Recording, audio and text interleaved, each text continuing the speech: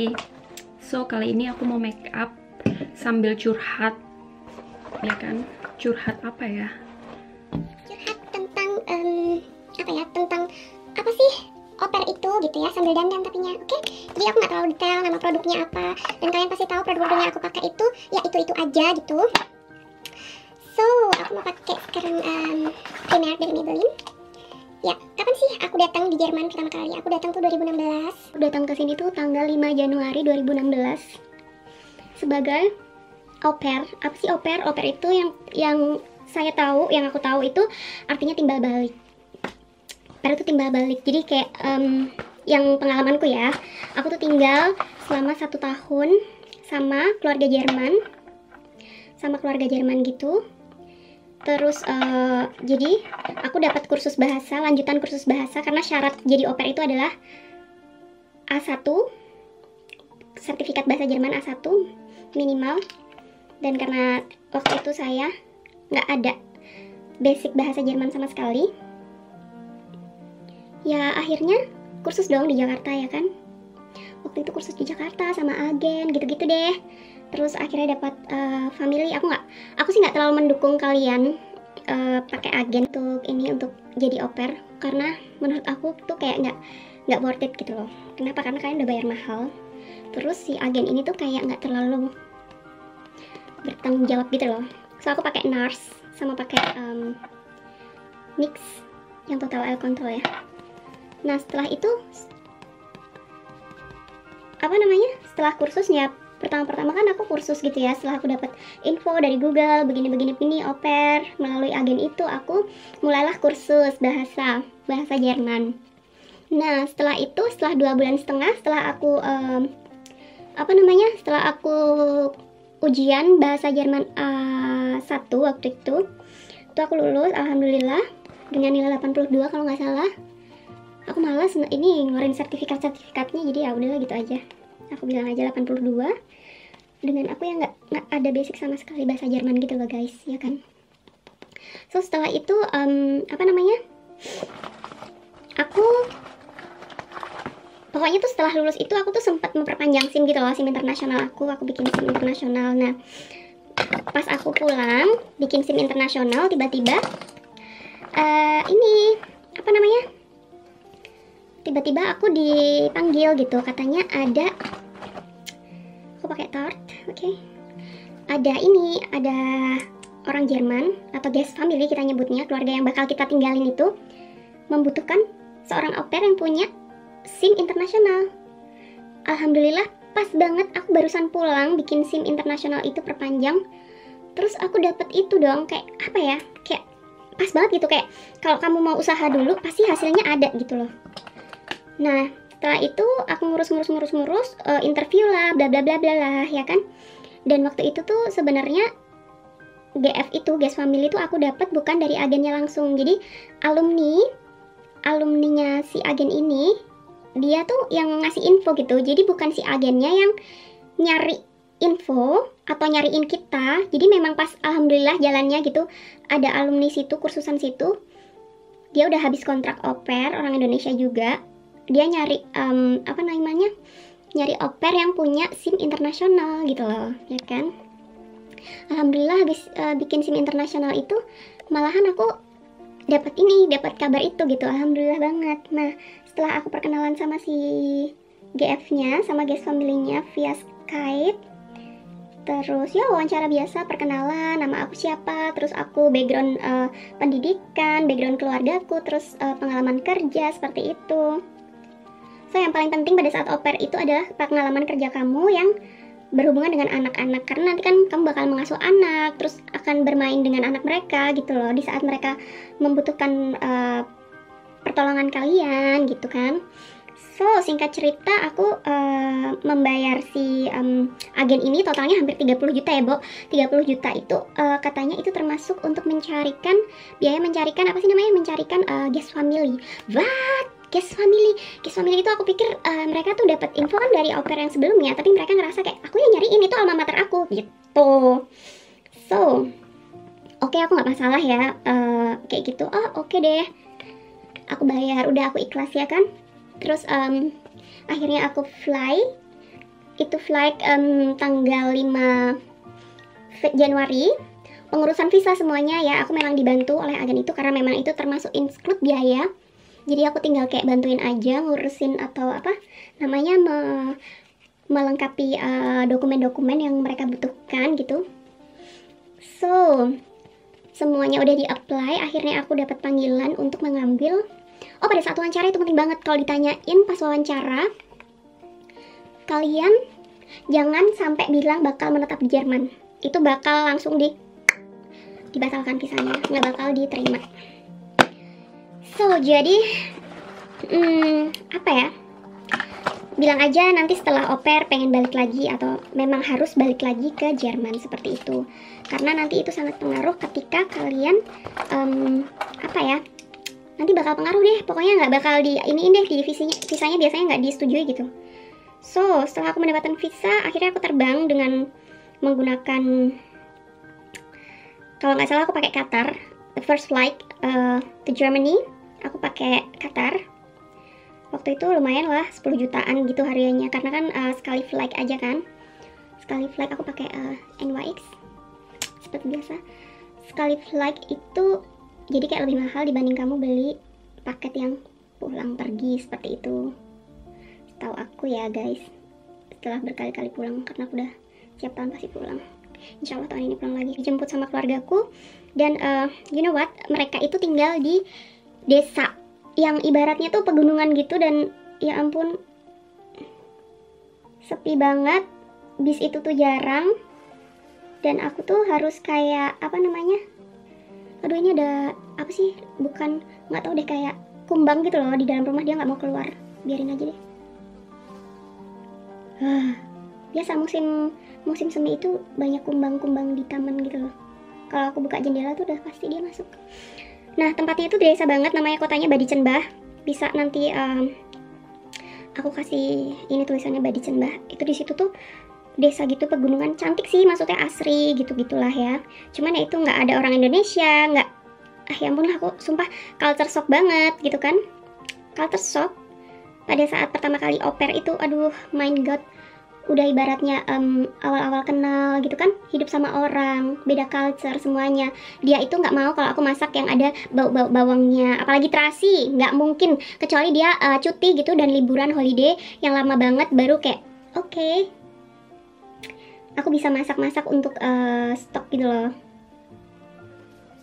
Terus akhirnya setelah 1 tahun ya banyak hal-hal yang menyedihkan, menyenangkan, sukacita, itu wajar, namanya hidup sama orang ya. Waktu itu aku nggak langsung dikursusin, tapi aku memang dapat mobil gitu loh, mobil smart gitu, buat aku kursus, untuk aku jemput anak. Jadi selama au pair itu tuh aku tuh nggak pernah kayak mandiin anaknya atau apa gitu, nggak pernah. Memang ibunya mandiin sendiri gitu loh, ibunya mandiin sendiri. Terus aku cuma disuruh jemput setiap hari Selasa sama Kamis, jemput sekolah ke TK-nya. Dan itu deket banget, masih satu komplek ibaratnya. Naik mobil tuh cuman kayak 5 menit, 10 menit gitu loh. So setelah itu aku dikursuskan. Setelah aku minta, kapan nih kursus gitu kan, kapan nih kursus. Aku juga pengen kursus dong, kayak maksudnya sesuai peraturan gitu, maksudnya sesuai kontrak kita dapat kursus bahasa gitu kan. Akhirnya aku daftarin kursus sama dia gitu. Pertamanya di Inlingwa namanya, itu di Ulm, kotanya ULM. Itu mahal banget, Bu. Terus kayak waktunya tuh kayak nggak bisa gitu kalau aku harus tiap hari ini datang. Nah, si GF ku, si case motherku, case mamku bilang, ya udah Kak, itu terserah kamu, kalau kamu nggak bisa ya tolong dibatalin gitu, di absagen. Terus akhirnya aku absagen kan. Akhirnya aku ngambil yang di VHS biasa, dan GF ku pasti juga seneng dong, itu lebih murah harganya gitu kan, harganya lebih murah. Nah itu aku langsung kursus B1, kan harusnya A1, A2, B1, B2, C1, C2. Nah itu tuh aku langsung kayak, ih gue mau langsung B1 aja deh. Nah sebelum kursus B1 itu aku harus tes dulu, tes tingkatan gitu loh. Itu aku tes, nah ternyata aku bisa masuk kursus di B1 sama si tempat kursusnya VHS-nya. Itu di Gopingan, kota deket gitu, kota deketnya tempatku tinggal gitu, kota yang lebih apa ya, lebih besar gitu loh. So setelah di sana aku lulus sekitar bulan Januari akhir aku tes B1 dan alhamdulillah aku lulus. Pokoknya tuh sebelum aku sebenarnya aku selesai au pair itu kan tanggal 5 Januari. Tapi sama dia aku disuruh perpanjang gitu loh. Jadi sebulan tuh aku masih tinggal di sana bareng sama au pair yang lama. Jadi kayak ngajar-ngajarin gitu. Dan au pair yang setelah aku bareng au pair yang baru. Yang au pair yang baru tuh juga dari Indonesia. Tapi kalau dia dapatnya dari au pair world, bukan dari agen. So setelah itu ya aku ngajarin au pair baru, ini itu. Terus ya biasalah namanya kita sama-sama orang Indonesia, aku ajarin si ini tuh nggak suka ini, terus kalau ini tuh nggak suka ini gitu kan, si bapaknya sama ibunya, terus anaknya gimana. Nah aku tuh punya anak satu, waktu itu ngurus anak satu sama kucing 4. Itulah tiap hari aku harus kayak tiap hari tuh aku tuh memang nggak ribet sama si anak ini, cuman aku kayak harus buang tai kucing tiap pagi sore malam, terus ngasih makan pagi sore gitu loh. Itu ya sepele lah gitu, maksudnya cincai lah gitu loh kalau kalian. Tapi gini, aku tipikal orang yang aku harus selesai sesuai dengan kontrak apapun itu pekerjaannya dari dulu gitu kan. So alhamdulillah aku bener-bener yang kayak selesai 1 tahun sama dia. Terus aku juga apa namanya mau pakai bronzer. Terus akhirnya aku selesai sama dia setahun. Terus aku langsung dapat. Nah selama 6 bulan itu aku juga nyari ini ya, apa namanya, nyari kontrak baru gitu loh sebelum aku selesai au pair, volunteer gitu loh, namanya Bundesfreiwilligendienst. Jadi kayak FS gitu, Freiwilligendienst juga. Cuman kalau Freiwillig itu cuman sampai umur 26. Nah sedangkan aku kan pas daftar FS itu udah 27 ya umurnya, jadi ya masuknya BFD, Bundesfreiwilligendienst. So setelah lika-liku au pair itu sebenarnya aku nggak bisa bilang ya au pair itu punya aku enak atau enggak, karena setiap orang itu punya beda-beda gitu, punya beda-beda apa ya namanya, beda-beda aturan setiap keluarga gitu kan. Kalau keluarga aku tuh yang kayak nyantai gitu loh, keluarga aku nyantai. Terus aku tuh masak cuman hari Selasa sama Kamis, karena Selasa Kamis ibunya itu kerja, jadi aku harus masakin anaknya cuma Selasa Kamis doang. Selebihnya aku kayak nggak usah masak, nggak perlu ngurusin anaknya atau gimana, nanti ibunya ngurusin sendiri. Dan aku cuman kayak apa ya, kayak dipanggil gitu loh, disuruh nemenin main. Kalau musim panas capek banget gila, main trampolin lah, inilah, sepedaan. Itu yang paling capek tuh kayak musim panas gitu loh. Aduh, sepedaan itu yang paling capek musim panas. Dan itu tuh aku bekerja, pokoknya pekerjaanku itu kalau dari Selasa sama Kamis, hari Selasa sama hari Kamis itu dari jam 1 siang jemput anaknya. Tuh aku udah paginya udah beres-beres rumah. Beres-beres rumah tuh dalam arti aku nggak bersih-bersih ya, yang bersih-bersih ada pembantu sendiri, dia datang seminggu 2 kali gitu. Terus aku cuman kayak apa sih, kayak ngelipetin selimut yang kemarin mereka pakai buat nonton TV di ruang tamu. Terus beresin mainannya anakku itu, namanya si L gitulah ya nyebutnya. Terus akhirnya ya udah, setelah selesai aku masak buat, karena aku masak tuh pokoknya hari Selasa sama Kamis itu masak udah dikasih resep, diajarin masaknya gini-gini. Jadi ya masaknya sesuai resep gitu. Nggak mungkin aku bikinin gado-gado atau aku bikinin apa ya, aku bikinin sambal penyetan gitu, enggak. Jadi emang udah dikasih tahu resepnya gitu, bikinnya ini gitu. Hari kayak Rabu, hari Senin, hari Jumat, hari Sabtu itu kayak by request gitu loh. Jadi kayak biasanya sih aku sepengalamanku tuh mereka kayak manggil aku tuh antara jam berapa sih itu, kayak jam pagi jam berapa kalau dia nggak sekolah. Kalau dia kan pulang sekolah kan sekitar jam 1, jadi berarti aku ngurusin anaknya tuh dari jam 1 main bareng gitu, jam 1 sampai jam berapa tuh, kayak jam sampai jam 5 gitu kan, berarti berapa jam tuh. Pokoknya kalau hari Selasa Kamis tuh dari jam 1 sampai jam 7 malam, karena mereka pulangnya orang tuanya jam 7 malam, jadi kita berdua di rumah sendiri. Kalau selain itu orang tuanya kan di rumah, orang tua bapaknya enggak, tapi ibunya kan di rumah, kayak part time gitu loh, ibunya kerjanya di bank. Terus habis itu apa namanya, setiap hari Selasa, hari Senin, hari Senin, hari Jumat, hari Rabu dan Sabtu itu kayak as by request gitu loh. Kayak karena Sabtu setelah jam 3 itu aku libur, Sabtu jam 3 sampai Minggu itu aku libur, jadi aku terserah aku mau nginep tempat temen, aku mau kemana itu terserah aku, itu nggak masalah gitu. So selama au pair suka dukanya apa sih gitu ya. Sukanya pernah tuh kayak kan kayak nggak ngerti ya gitu, anaknya tuh ngeyel, nggak mau pakai apa namanya, kan musim dingin gitu, dia nggak mau pakai apa sih ya, celana gitu loh, celana dalaman gitu loh, dia nggak mau pakai. Nah cuman pakai jeans doang, beneran dia tuh nggak mau, terus sampai dia tuh nangis-nangis gejol-gejol gitu loh. Dan aku kan ibaratnya belum pernah pengalaman dengan ngomong ponakan ya sering, tapi kan kayak sampai hidup bareng anak gitu terus ngurusin dari pagi sampai malam kan aku belum pernah gitu. Ibaratnya kayak malah aku tuh jadi nangis gitu loh, kalau dia nangis tuh aku nangis gitu. Ya ampun, lebay banget ya aku ya. Nah si anaknya itu beneran ngeyel gitu, nggak mau. Terus akhirnya pulang kan ibunya kan gantiin baju gitu kan tiap malam. Kalau kecuali kadang aku yang gantiin kalau ibunya telat pulang. Tapi pas ini apes banget aku, dianya nggak mau diiniin, terus nggak mau pakai celana apa sih, kayak bukan celana dalam sih, jadi kayak celana Strumpfhose itu kayak apa ya cenanya ya, lali aku bahasa Indonesia nih. Stocking tapi tebel gitu loh buat winter gitu loh, stocking buat winter gitu, jadi tebel gitu loh. Dia nggak mau, jadi cuma pakai jeans doang. Mampus dah, ketahuan kan aku. Akhirnya ketahuan dia nggak pakai ini. Aku bilang, dia nggak mau ya, kamu tuh kan katanya kamu tuh umur 26 tahun, harusnya kamu tuh yang ngerti kondisi anak aku gitu. Oh my god, itu awal pertama kali aku dikata-katain, katanya kamu itu kayak, berarti kamu tuh nggak mikir ya, gini-gini, nggak punya otak ya. Mungkin dia kan kayak khawatir anaknya nanti sakit lah, itulah. It's wajar banget gitu loh, maksudnya kalau akhirnya si emakku, seandainya emakku juga pasti dia khawatir gitu loh.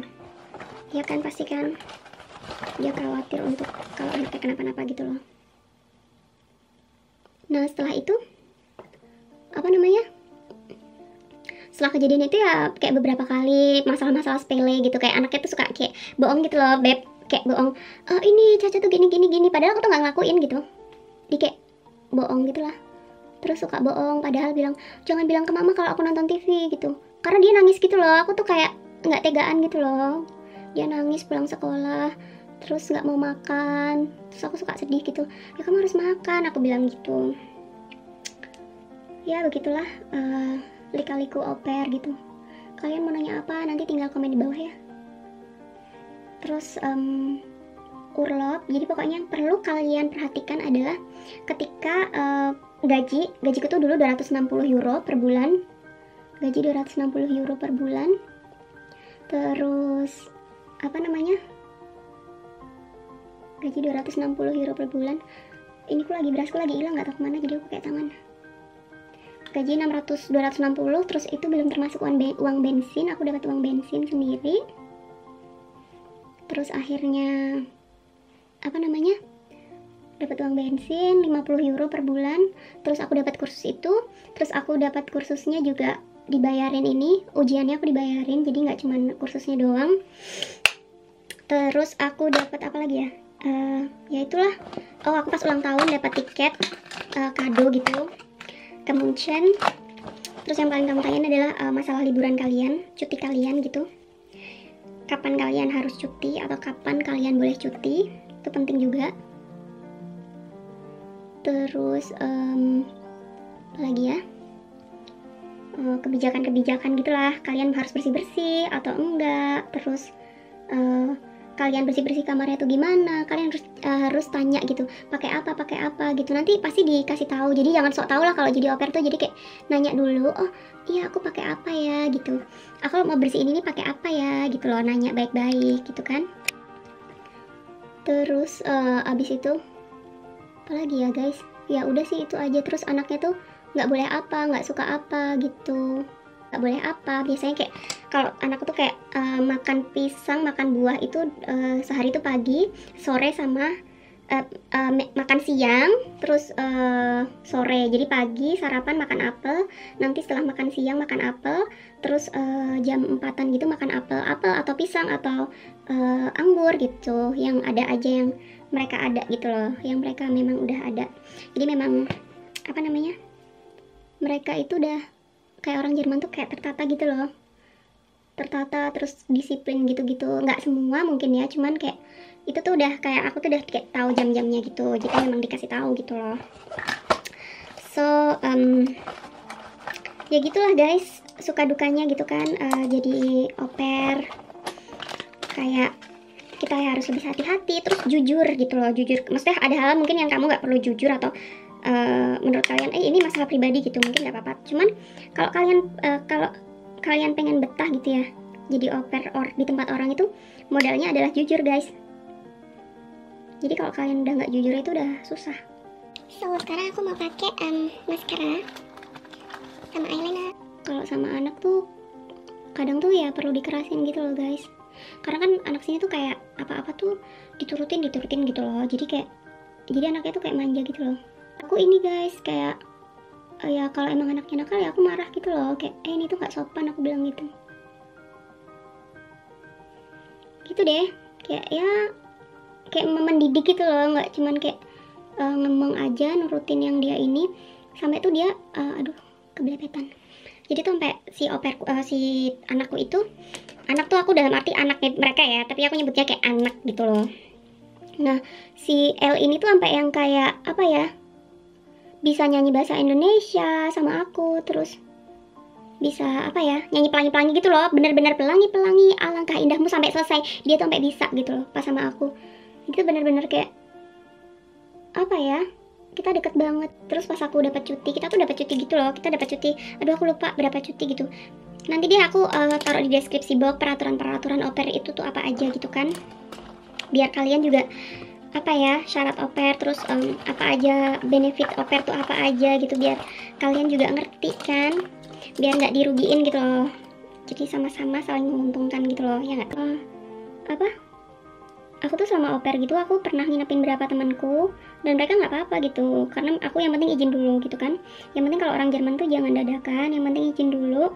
Kalau mereka mengizinkan baru kita ini bawa teman kita boleh. Jadi aku pernah ada temanku orang Indonesia juga, si Leli, terus siapa lagi gitu nginep di gitu tempatku. Terus si au pair yang lama gitu juga sempat beberapa kali nginep setelah dia selesai au pair. Tapi kalau aku setelah aku selesai au pair itu aku nggak pernah nginep, karena yang orang Indonesia ini nggak mau kalau tidur sama orang lain gitu loh. Jadi ya aku kan juga kenal kan setelah di Jerman, jadi kayak ya udah aku juga nggak main gitu, kadang-kadang doang terus langsung pulang. Nah setelah itu so aku pakai apa ya? Oh pakai ini maskara. Setelah itu ya kayak oh gini toh gitu. Kita kan nggak tahu ya, ada orang yang kayak ini sama kita, ada yang kita kan nggak tahu lah, orang kan beda-beda gitu. Silahkan kalian mau nanya apa aja tentang au pair, nanti aku jawab. Alhamdulillah aku benar-benar 1 tahun selesai hanya satu keluarga. Aku nggak pindah-pindah keluarga, hanya di satu keluarga aja. Waktu itu apa ya inilah pokoknya. Background aku tuh di belakang tulisan happy ya, yang membuat apa ya, kayak apa ya kan, di au pair yang pertama orang Indonesia juga itu juga dia beda sama aku orangnya, dia mungkin pendiam gitu kan, kata si guest familyku. Kalau aku tuh kayak apa aja mau ikut. Kayak contohnya pertama kali aku di sana itu sekitar Januari atau Februari awal gitu, Januari akhir atau Februari awal gitu, aku dapet tiket nonton Ellie Goulding. Itu sesuatu yang kayak nggak aku lupain juga gitu kan, dari si GF-nya Ellie Goulding. Bayangin, love me like you do, love me like you do. Kayak teriak-teriak gitu deh nontonnya waktu itu di Stuttgart Porsche, sumpah. Terus habis itu ya aku dikasih kado, katanya kamu harus ngerasain kamu harus ngerasain kereta Jerman gitu loh, kereta spesial, kereta tercepat dari Jerman gitu, namanya ICE. Nah setelah itu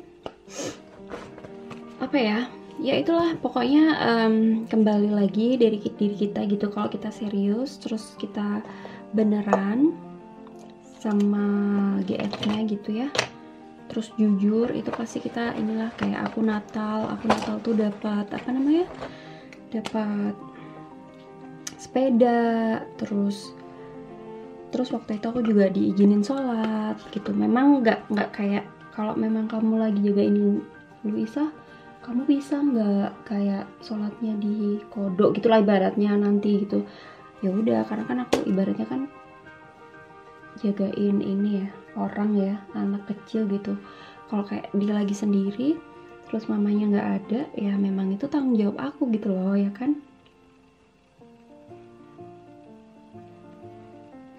Jadi aku bilang ya insya Allah bisa, aku bilang gitu kan waktu itu gitu kan.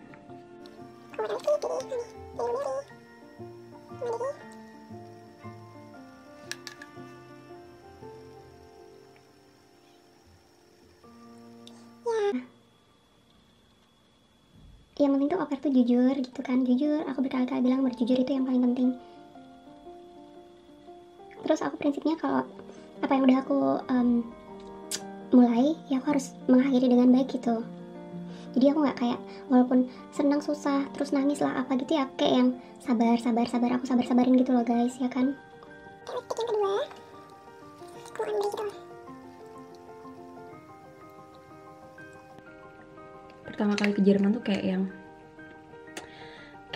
bayi gitu, bayi baru ngerangkak, nggak bisa jalan terus ngerangkak, lama-lama jalan, lama-lama ini. Jadi benar-benar yang kayak dari nol gitu loh aku di sini. Jadi kalian tau lah gimana kayak susahnya survive-nya aku gitu, gimana gitu kan. Seperti itu guys. Jadi kalau kalian ada pertanyaan gimana sih oper atau apa gitu, kalian bisa ke komen di bawah. Pertama kali aku datang ke Jerman, bisa sampai ke Jerman ya aku melalui oper dulu. Setelah itu baru nanti aku jelaskan lagi, oke? So tahap terakhir aku mau pakai setting spray dari NYX.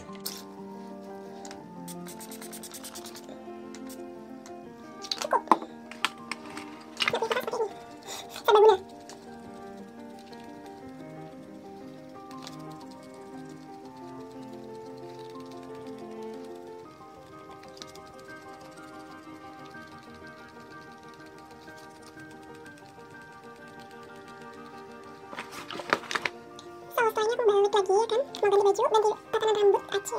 Ini jadinya. So thank you for watching, jangan lupa subscribe, like, comment. Terus yang udah subscribe, yang udah like, terima kasih dukungannya selama ini. Semoga channel terus berkembang dan semakin memberikan informasi-informasi yang berguna untuk kalian semua, untuk kita semua. Terus stay healthy, stay di rumah aja untuk sementara. See you on the next video. Bye!